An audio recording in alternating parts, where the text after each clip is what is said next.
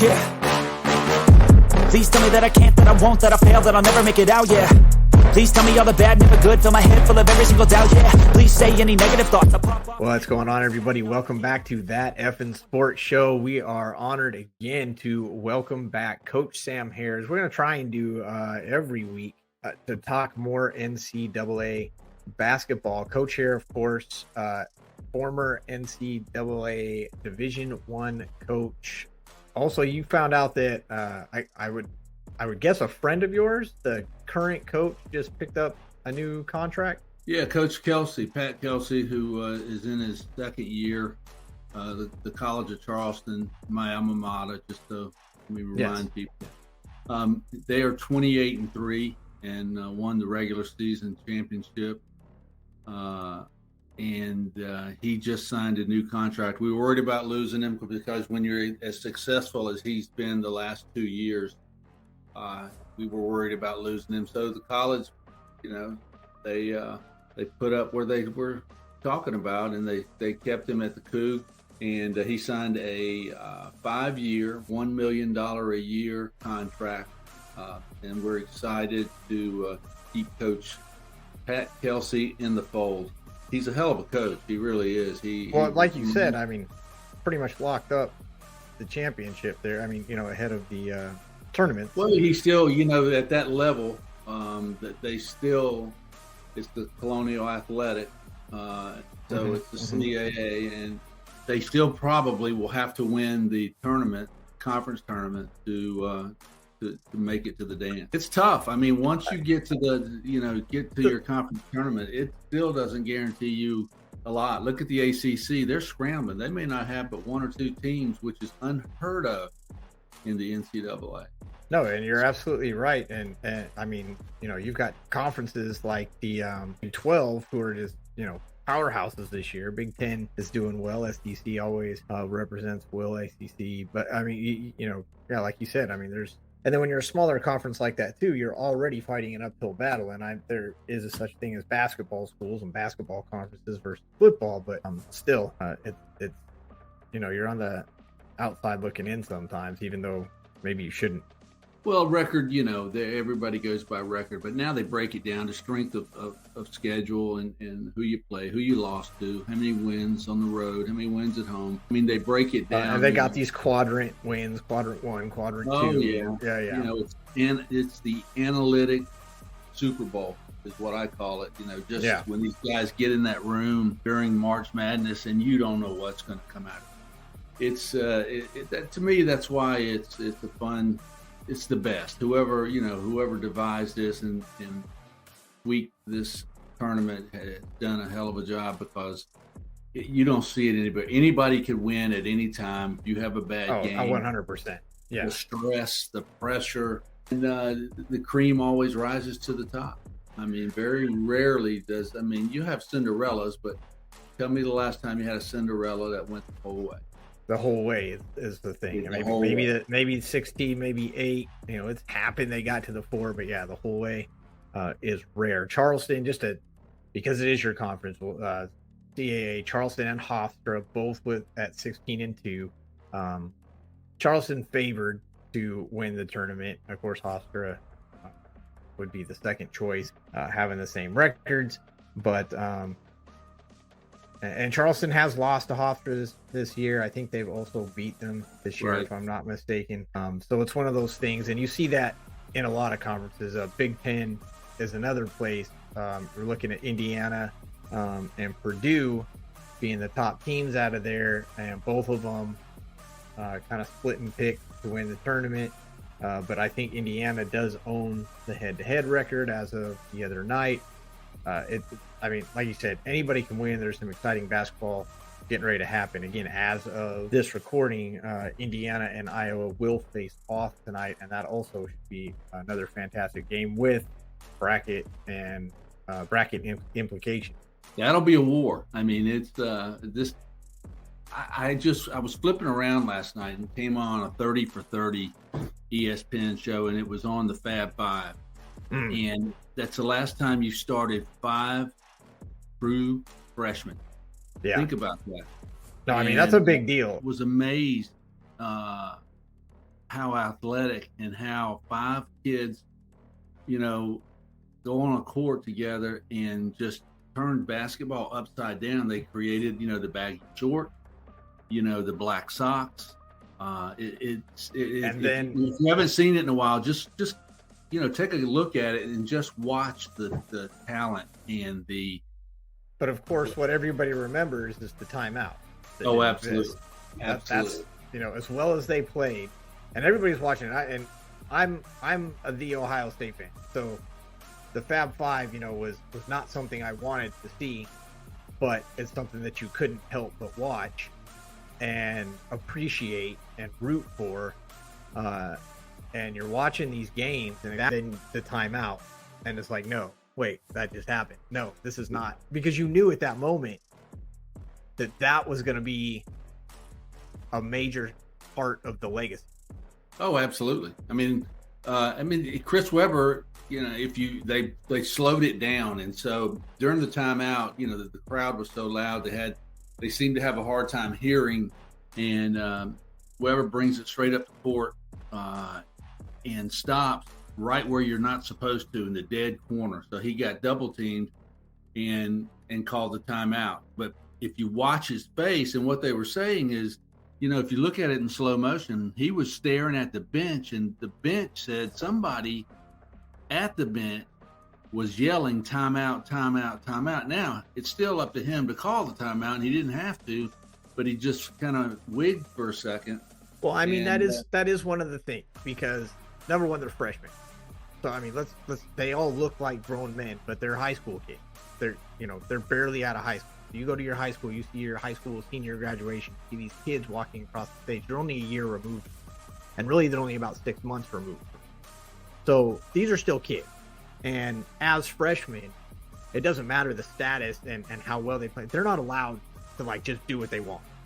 They're taking instruction. So when you say that, obviously it makes a lot of sense, and it's very believable that someone's telling him that, because for Webber as a freshman, just to take it upon himself and call the timeout.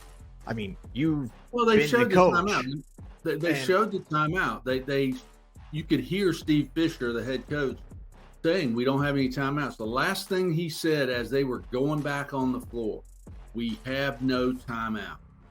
But that period of time from when they threw it in at the other end and he dribbled it the entire length of the floor to the corner, there was so much that could happen, and it did. I mean, it did. There was so much that transpired in that one, not little incident, but it became, now it's legendary. And they say they've never talked about it since then. They've never when they're together, they've never brought it up. Well, what's there to talk about? I mean, honestly. Exactly. I mean, there's really nothing to talk about. We know what happened. We were there. We lived it. We don't need to relive it. But watch it if you get a chance. I had really forgotten how 30 good for those 30s are really good. But 5 true freshmen and an NCAA, and make it, it's mind blowing. And these kids had so much fun playing the game and just enjoying life, and it really brought back, wow. I mean, and then you start thinking, because they played in one of the finals, I believe it was Duke, and so all the finals in their 4 years were just phenomenal games, absolute game war. They hated each other. Everybody hated each other, and it was a beautiful thing. I'll tell you what, though. I mean, the kids from Michigan really, they said, hey, and we got beat. We got beat.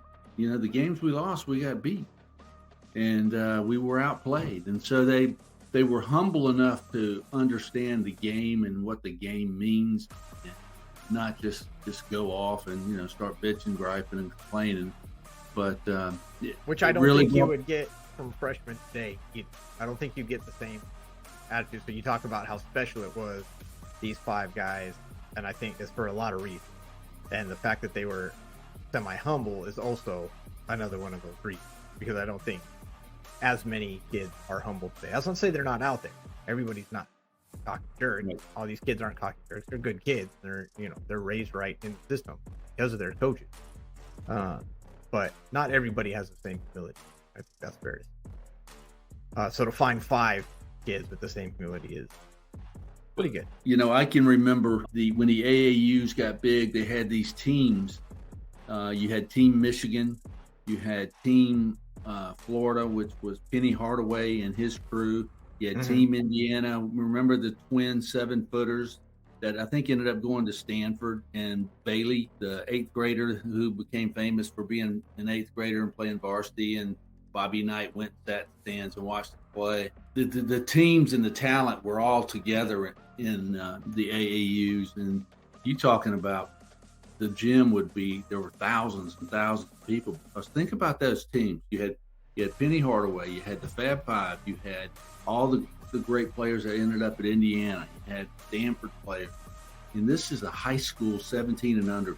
Had to be 17 and under, and it was, as recruiters, we would just sit there and we were just amazed at the talent. I mean, I saw Chris Webber, a rebound came off. He was in the 2nd spot on the free throw line. The ball hit the back of the rim and bounced to about halfway up the lane. He took one step inside the lane, jumped, and dunked it from the dot off a flat foot. Before graduating high school. Oh, yeah, he's 17 years old. Yeah. Is there a funnel? As someone who's recruited, is there a funnel? Right. Well, I mean, it's gotten to the point now that you have these academies. What's the started out as a tennis academy in South Florida. Now they hold all sports. Kids go there and they have dorms. And what is it? IMG Academy, and it started out tennis, and then it went into all sports. There was a special on ESPN about what this place does, and it's just, I mean, they go to school and they have to pass. They build pro athletes. Exactly. So that's my question. Is there a place like that for basketball? Oh, absolutely. There's a number there's going to be more than one, but there's a number of them. I mean, they've become popular, and Fork Union is one. There's 2 or 3 military type settings up the East Coast. Then you bring in something we talked about last time. Is okay?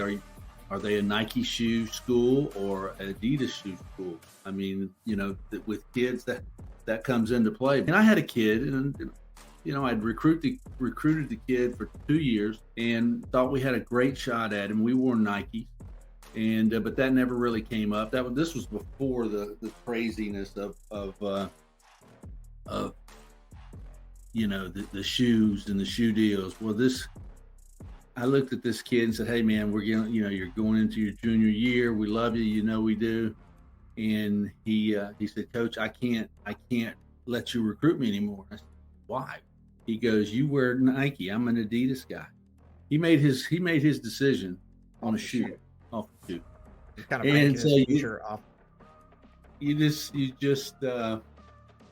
look back and you shake your head and you kind of, I mean, recruiting was just kind of, when that all started, when the shoe, you had the Nike guys and the Adidas guys and the Reebok guys, but it was mainly Nike and Adidas, and Converse was still big back in the day. I've got a picture that there was a big recruiting camp, and it was in Milledgeville, Georgia, and we were all sitting out there, and the picture shows me sweating my brains out, and beside me was Bobby Knight. Krzyzewski was there, and they were all watching the same kid. I can't remember who the kid was, but it was just, back in the days, everybody mingled, but it was before the age of the cell phone too. You guys didn't have snapping. You guys your compared notes. Oh no, you didn't. You we would chat. Hello, I wasn't on that level. Do coaches make deals? I'm going to get this kid, and you can have that kid. No. Or my program's bigger than yours. No. You go after the best. I get that kid.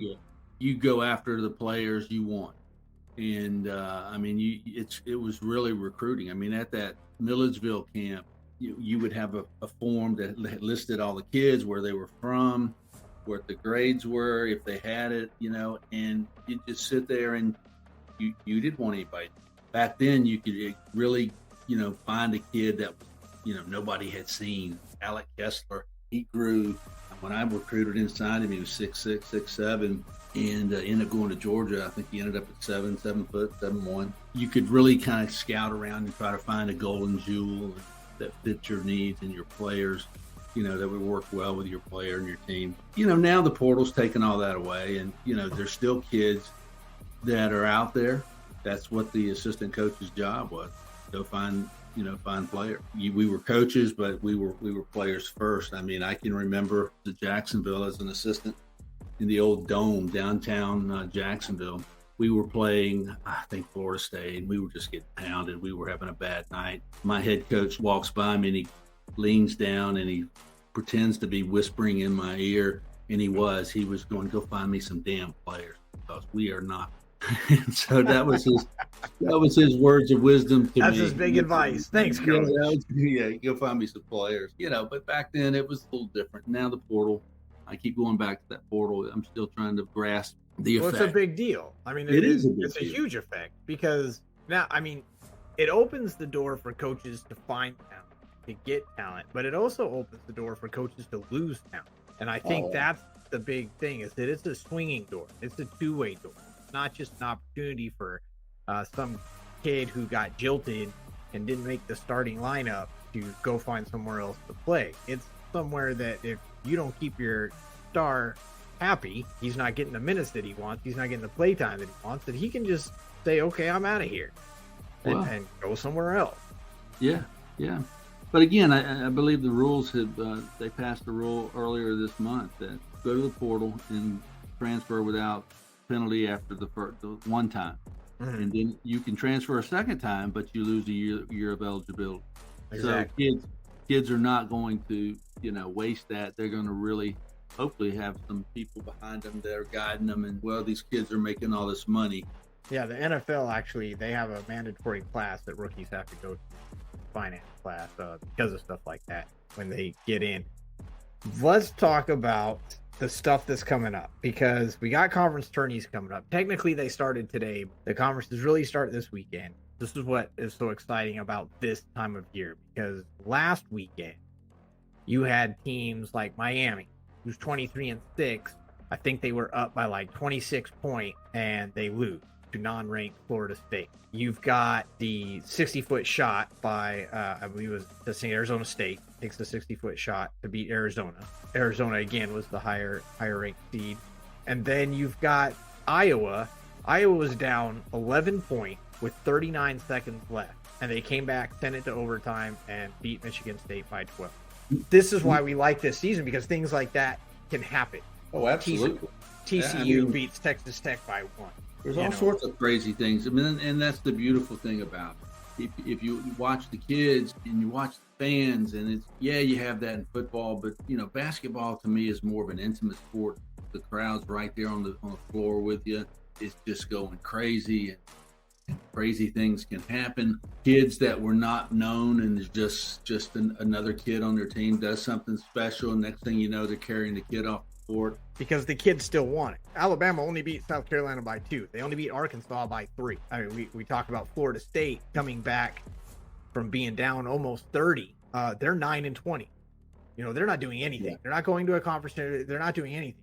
And these kids decide, we're going to win this game. I mean, it wasn't even a home game. I think it was the biggest comeback in ACC history. That's what's great about this game, because a lot of sports you won't see that, but you see it in college basketball. Special things happen in March Madness. Heroes are made and uncovered, and the teams that nobody knew anything about, all of a sudden they become legend. And they're not the teams that you normally think of legendary teams, the Duke, the Michigans, and it's the smaller schools, or the schools that don't get the recognition. And it's you got to win. There's no more winning, and we can have a bad night. And for the smaller conferences, it starts in their conference tournament. Think about it. You got to win 4 games to win your conference tournament average. Yeah. And then you make it to the first round. Then there's no losing. And the thing is, depending on the conference you're in, these aren't easy. This isn't an easy 4 wins. I mean, you look at the Big 12 conference. Look, you got 1, 2, 3, 4, 5 teams that are 12th or higher. So in the tournament, those are 5 teams within the top 12, someone has to come out on top. Someone's got to win 4 games. You pick them, because I can't. Well, the pressure, right now it's too soon. I mean, you can, like I said, I always go early to teams that have great defenses, that play solid, that don't turn the ball over, because turning the ball over takes away shots that you might have had. Good defense without fouling create transition baskets, because, I mean, those two things, just 2 elements. Take care of the ball, play good, solid defense. There's no reason not to do those 2 things. And that was one of Coach Kress's mantras, is play good defense and take care of the ball. I mean, those are fundamentals, right? I mean, if you can't do that, you can't do anything. Exactly. And we're past the time of being able to dribble with both hands, pivot left and right. Like, now you got to protect the ball. I'd say number 3 there's probably make friggin' layup.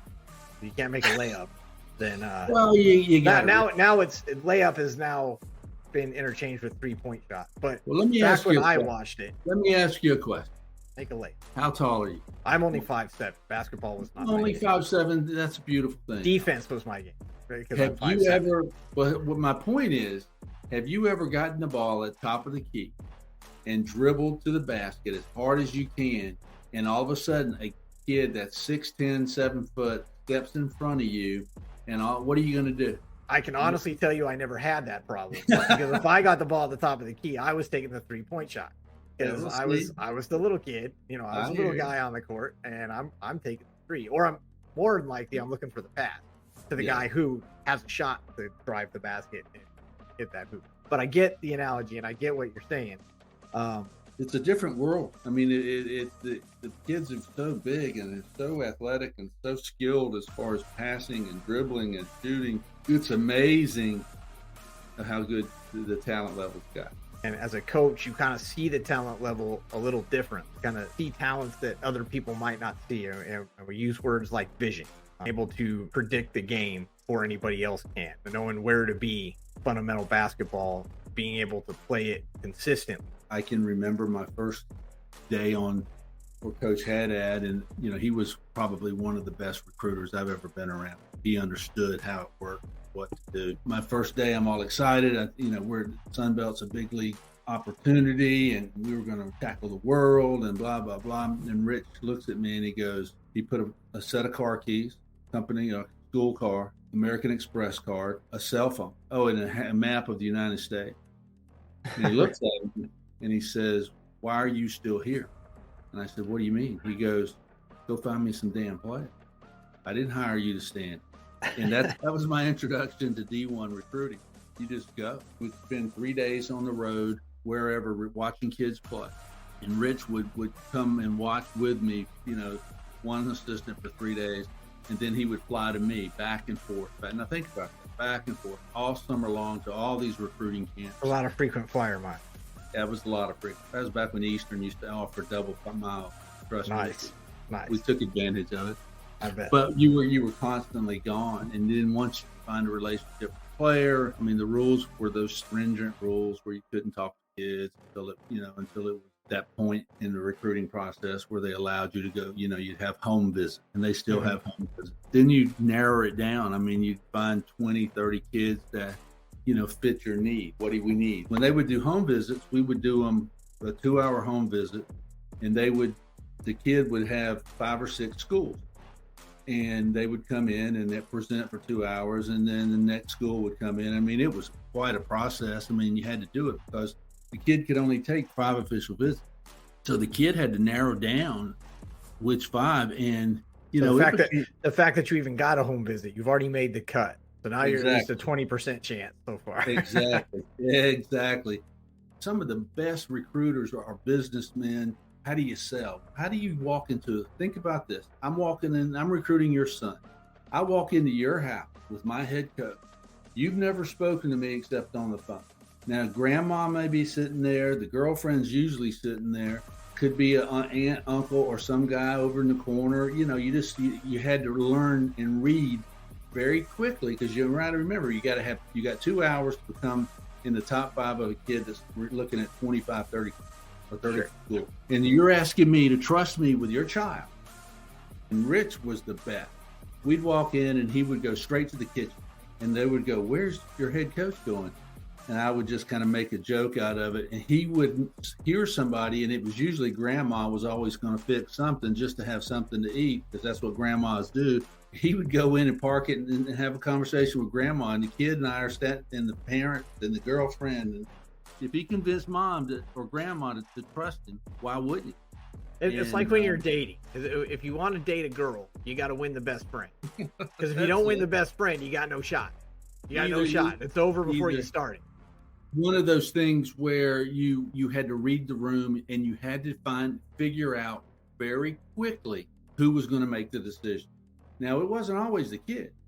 See the transition now, especially you see it in college football. They got the kids with different hats and different shirts doing the things. Oh, and the kids the mom's getting mad because she thought that they was going to pick somewhere else and all this stuff. You hear that story every year, multiple times. So the kids have realized that it is their decision to make. But back then, you're right. I mean, it was a different time back then. And if mom or dad or whoever it was didn't want you to go to that school, you weren't going to that school.